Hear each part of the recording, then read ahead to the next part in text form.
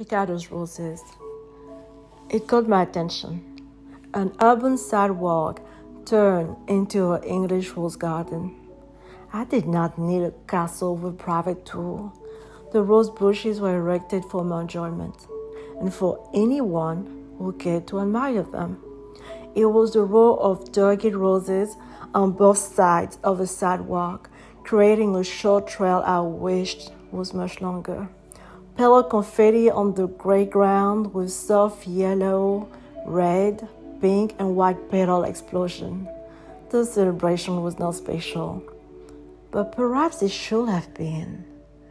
The celebration was special after all, in a way simple and beautiful things should be. It was a mundane moment that turned into a smell the roses now moment. And smelling the roses, I did. I sniffed them as discreetly as I could. Two were so fragrant that they made me smile. Giggle even. Yes, giggling I did. The scent tickled my mood. I walked back and forth on that sidewalk, pretending to have lost something.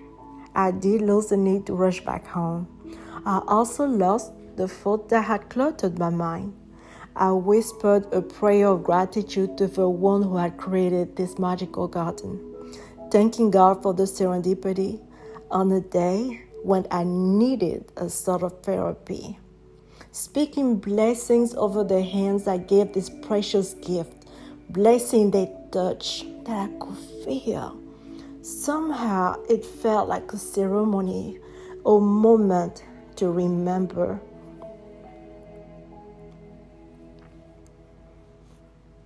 I told myself that the day I meet this gardener in person, I would tell him or her just how beautiful this garden is.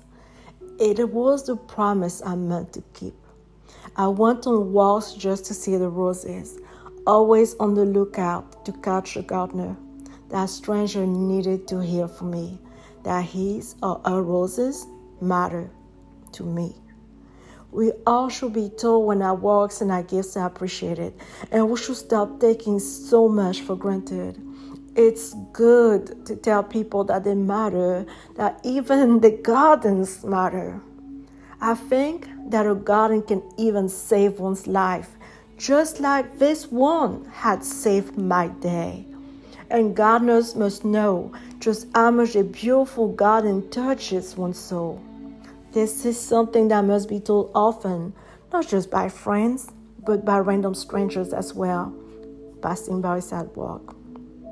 We must hear the tone of gratitude from plant lovers, hear their voices ring with excitement. We must see in the eyes of admirers the twinkle sparked by the pompous blooms and flowers. Yes, I was smitten. I even took my mom to see the garden on the sidewalk.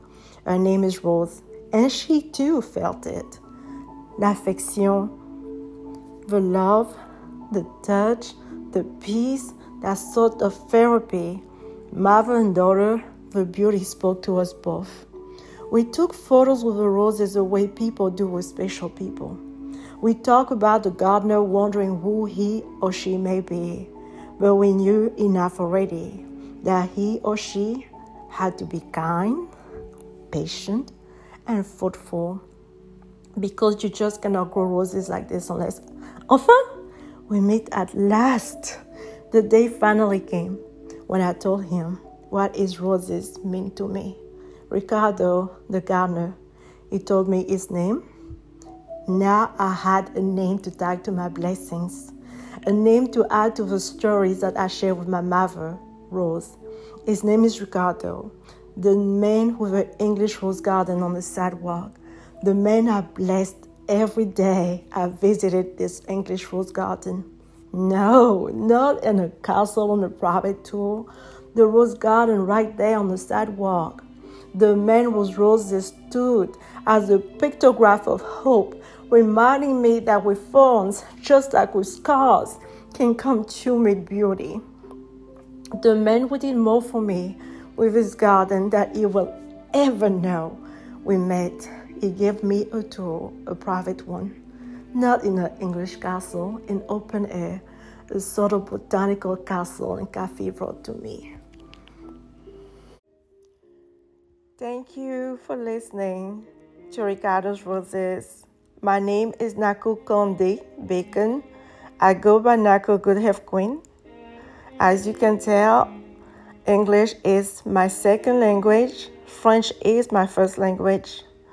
Mind on Flowers is dedicated to mental health. It's my fourth book, but it is my first public poetry collection. I wanted to share Ricardo's Roses because it's probably the longest poem in the book, but it's also one with a very personal tone. I pray that you feel inspired to spend a lot more time in nature and maybe take on gardening if that's not one of your things just yet. I pray that you find peace and solace through the pages, the pictures, and the words of this book. And please share it to as many people as possible. Spread the love. I appreciate you. I love you. Thank you. Merci.